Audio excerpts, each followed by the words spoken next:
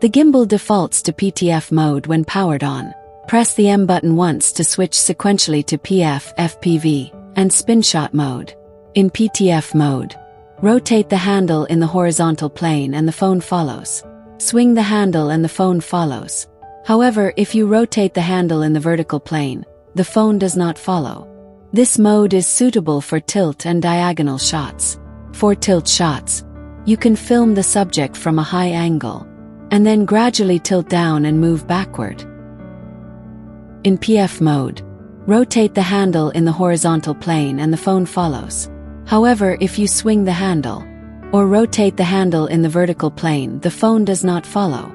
This mode is suitable for pan and arc shots. When filming a pan shot, position the camera towards the subject, and follow alongside.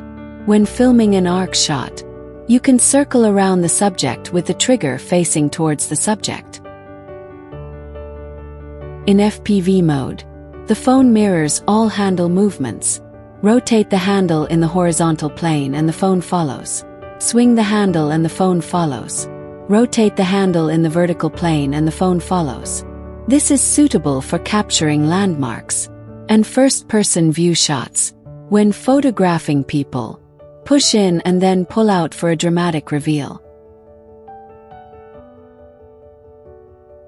In Spinshot mode, move the joystick left or right to rotate the phone in the vertical plane.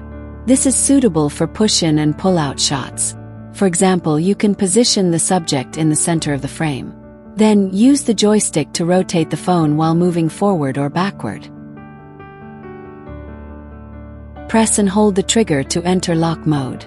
In this mode, the phone does not follow handle movements regardless of whether you rotate the handle in the horizontal or vertical plane, or swing the handle back and forth. This mode is suitable for push-in, pull-out, pan, and tilt shots along a straight path. Do not use it for arc shots. In PTF, PF, and FPV mode,